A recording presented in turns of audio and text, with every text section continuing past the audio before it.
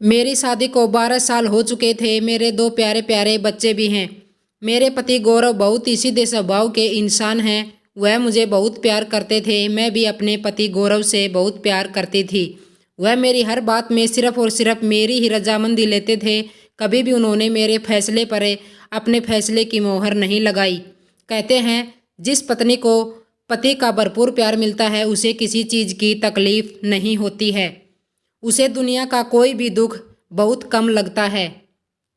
पति का प्रेम ही है जो उसे हर जगह जीतने का हौसला देता है। जिस स्त्री को पति का प्रेम नहीं मिलता उसे चाहे सोने के महल में क्यों ना रख दिया जाए, वह पति के प्रेम को तरसती रहती है। मैं भी उन खुशनसीब औरतों में एक थी। पति का प्यार मिलता था। मेरे पति मेरी कोई बात को कभी नहीं काटते थे। सच कहूँ तो मैं अपने गरीब घर से थी। मेरे एक बच्चे की उम्र 3 साल हुई। मैं तो अपने आप को सबसे खुशनसीब समझती थी, पर पता नहीं हम लोगों की खुशियों को किसकी नज़र लग गई। और इन दिनों मेरे साथ कुछ अजीब होता। गौरव को बच्चे हो जाने के बाद से वह मुझसे थोड़ी दूरी बनाने लगे। एक यही बात मुझे बेचैन कर देती थी कि गौरव को बच्चे हो जाने के बाद वह मुझे दूर होने का बहाना कर रहे थे। मैं जब भी रात में उनके करीब जाकर अपनी इच्छा को जाहिर करने की कोशिश करती तो वह मुझे यही कहते, आज नहीं। मैं यह समझ नहीं पा रही थी कि गौरव मुझे इतना प्यार करते हैं, फिर मुझसे उन्होंने दूरी क्यों बना ली है। पति पत्नी के रिश्ते की चाहत जिसमें होती है, मेरे पति गौरव उसी चीज़ के लिए मुझे दूरी बना रहे थे। अपने अंदर उठते जवार के तूफान को मैं दबाते हुए रह जाती।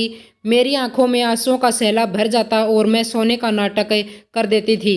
आज शुक्रवार है और गौरव का आने का दिन भी है। मैं कल रात से अपनी आंखों के सपने को संजोए हुए थी। गौरव के नाम से ही मेरे जिस्म में एक अनछुई हलचल हो रही थी। मैं अपने आप को 16 साल की उस कली सा महसूस कर रही थी। मैंने आज बहुत ही जल्द अपना सारा काम निपटा लिया था। गौरव के साथ शादी की मेरी 12 साल हो चुकी थी और इन 12 सालों में मेरे 2 प्यारे प्यारे बच्चों ने जन्म लिया, जिसका मोल मैं कभी नहीं चुका सकती थी। मेरे पति तो बहुत सीधे साधे इंसान थे। मेरी हर बात मान लेते थे। वह कभी भी मेरे फैसले को झुठलाते नहीं थे। मैं थी तो गरीब घर से, लेकिन मैं अपने ससुराल में एक महारानी थी। मुझे एक ही चिंता रहती थी कि आखिर क्या कारण है जो गौरव को जब भी मैं काम सुख के लिए कहती तो वह बहाने बनाकर टाल ही देते हैं। आखिर क्या वजह थी जो गौरव यूँ मुझे हर बात बार बार टाल ही दिया करते थे। मैं इस बात का पता करना चाहती थी। यही चिंता मुझे हमेशा रहती थी। यही चिंता मेरे मन को बेचैन कर देती थी कि गौरव को तो बच्चे हो जाने के बाद वह मुझसे दूर होने का बहाना क्यों बनाते हैं। और इसी तरह दिन गुजरते गए और मेरा शक बढ़ता गया। मुझे एहसास लगा कि कहीं मेरा पति किसी दूसरी लड़की के प्यार में तो नहीं पड़ गया है, और इसी शक ने मुझे बहुत पीछे ले गया और मैं उनका पीछा करने लगी। मैं उनके पीछे पीछे ऑफिस जाती। जब वह ऑफिस से बाहर निकलते तो मैं उनके पीछे पीछे घर तक वापस आती और इसी तरह मैं उनका पीछा करते रहती। फिर एक दिन मेरे पति बिना टिफिन लिए ही घर से चले गए और मैं भी उनका पीछा करते हुए चली गई। जब मैं घर वापस आकर देखे तो टिफिन का डब्बा तो घर पर ही पड़ा हुआ है। फिर मैं टिफिन लेकर जब गौरव के ऑफिस पहुंची तो यह देखकर तो मेरे पैरों तले से जमीन खिसक गई कि वह तो एक लड़की के साथ बैठकर बातें कर रहे थे। फिर मुझे याद आया कि यह लड़की तो मेरी दोस्त पार्वती है। मुझे बहुत अजीब लगने लगा कि मेरे पति गौरव मुझसे प्यार का नाटक करते हैं और यह पार्वती मेरी इतनी अच्छी दोस्त होने के बाद भी इसने मेरा ही घर उजाड़ने की सोची है। गौरव उसके साथ अपना समय बिताते हैं, वह उसी से प्यार करते हैं। यही सोचकर तो मेरी रातों की नींद उड़ गई। पार्वती की शादी तो हो गई थी, लेकिन किसी कारणवश उसके पति से उसका तलाक हो गया था। अपने पति को तलाक देकर मेरे पति के साथ गुलशन उड़ा रही है। मैं यह सोच सोचकर मेरी रातों की नींद ही उड़ गई थी। मैं गौरव को कुछ ना कहना चाहती थी। मैं उन लोगों को रंगे हाथों पकड़ना चाहती थी। यही वजह थी कि फिर मैं उनका पीछा करने लगी। इसी तरह मैं जब एक दिन उन लोगों का पीछा कर रही थी तो मैंने देखा कि वह लोग एक रेस्टोरेंट में बैठे हुए थे।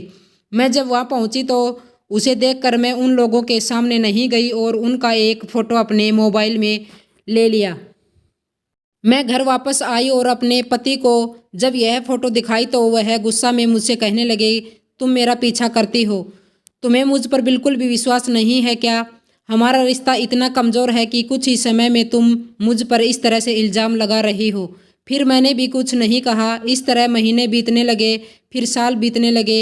मैं उस मछली की तरह तड़पने लगी जिसके पास समुंदर तो है फिर भी वह प्यासी ही है। और मैं अपने पति के इस बेरुखी व्यवहार से बिल्कुल वंचित रह रही थी। फिर मैं भी नौकरी पकड़ ली। मैं भी एक प्राइवेट कंपनी में ही नौकरी करने लगी। समय अपनी रफ्तार से चल रहा था और मैं और ज़्यादा प्यासी रहने लगी। वहाँ काम करते हुए मेरी दोस्ती अपने बॉस धीरज से हो गई। मेरे सीनियर थे और मैं अपनी सारी बातों को उनसे शेयर करने लगी। वह भी मुझे सारी बात करता और धीरे धीरे हम लोगों में काफ़ी नज़दीकियाँ आ गई। एक दिन काम करते हुए धीरज ने मेरे पीछे से मेरा हाथ पकड़ लिया और मैं कुछ नहीं बोली, जिसकी वजह से वह सोचने लगा कि मैं उनके प्यार में पड़ गई हूँ और मैं सपनों की दुनिया में इतना खो गई। धीरे धीरे धीरज और मैं कब एक होने को उतावले हो गए, सच में पता ही नहीं चला। और आखिरकार आज वह दिन भी आ गया जब मैं धीरज को अपने घर आने को कहा। आज मैंने छुट्टी ले ली थी और धीरज भी आधे दिन की छुट्टी लेकर मेरे घर आने की बात मुझसे कह दिए थे। बस उसी पल के इंतज़ार में मैं न जाने कितनी बार खुद को आईने में अपने आप को देख रही थी। मैं आज एक अजीब सपनों की दुनिया को महसूस कर रही थी।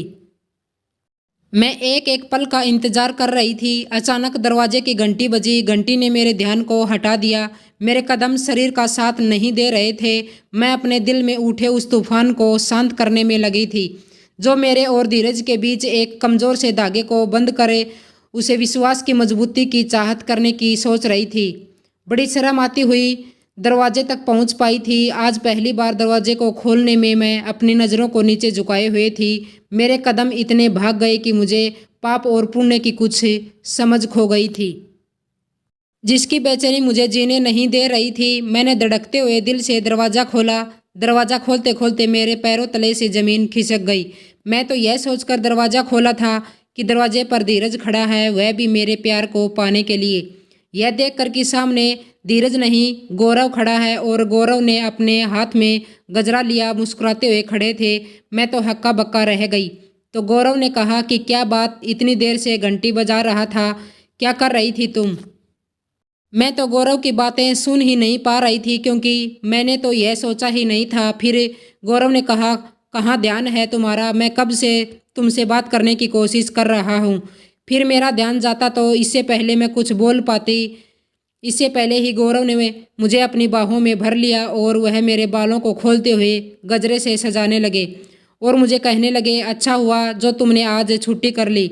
मैं कल से ही तुम्हें सरप्राइज़ देने की सोच रहा था। मुझे अपने किए पर बहुत पछतावा है। प्लीज़ मैना, मुझे माफ़ कर दो। आज मैं पूरा दिन सिर्फ़ और सिर्फ तुम्हारे मुताबिक जीना चाहता हूँ और तुम्हारी सारी शिकायतें भी मैं दूर करना चाहता हूँ। तभी मैं पूछ लिया कि क्यों आज उस लड़की के पास नहीं गए। तभी गौरव ने कहा, तुम्हें गलतफहमी हुई है। पार्वती को एक बड़ी बीमारी हो गई थी, कैंसर का इलाज नामुमकिन था। मैंने उसे यही सलाह देने के लिए मैं उसे बार बार बात करता था कि तुम्हारे पास जितनी भी ज़िंदगी है उतनी खुशी से जियो। कैंसर होने की वजह से पार्वती के पति ने उसे तलाक दे दिया था और मैं उसे समझाने की कोशिश करता कि तुम्हारे पास जितना भी ज़िंदगी है उसके एक एक पल को जियो। और इसी वजह से मैं उसके साथ रेस्टोरेंट भी गया था। मैं उसे काफ़ी सारी बातें भी करता था, पर अब वह समझ गई, इसलिए वह अपनी ज़िंदगी में आगे बढ़ गई है और वह अपनी ज़िंदगी को खुशी से जी रही है। यह सुनकर तो मुझे बहुत सदमा लगा। मैं सोचने लगी कि मैं पार्वती को भी गलत समझा और अपने पति के साथ भी गलत किया। भगवान, मैं अपने पति को कितना बुरा समझ रही थी। यह तो मुझे इतना प्यार करते हैं, इन्होंने तो पार्वती की सिर्फ मदद कर रहे थे और मैं क्या क्या सोच बैठी थी। मैं अपने सपनों की दुनिया से अब मैं बाहर आ गई थी और अपने उस फैसले पर पछताने लगी जो आज मैं उस गौरव के विश्वास को तोड़ते हुए इतना बड़ा पाप करने जा रही थी। मुझे बहुत पछतावा हो रहा था कि हे भगवान, मैं अब क्या पाप करने जा रही थी कि कुछ पल के सुख के बदले में अंधे और सूखे कुएं में गिरने जा रही थी। मैं उन पल को भूल जाना चाह रही थी जो आज इस पाप से मैं बच गई थी। मैं सुधीर को फ़ोन करके अपनी इस भूल की माफ़ी मांगी और मैंने कहा कि अब मैं अपने परिवार में सकुशल रहना चाहती हूँ। मुझे बहुत बड़ी गलती हुई है कि मैं आपसे इतनी बड़ी नज़दीकियाँ बढ़ा ली और मुझे माफ़ कर दो। मैं अपने परिवार की कामना करते हुए मैं अब जॉब छोड़ दी और अपने पति के साथ सुखी से रहने लगी। दोस्तों, आपको यह कहानी पसंद आई हो तो वीडियो को लाइक कर दीजिए और चैनल को सब्सक्राइब कर लीजिए।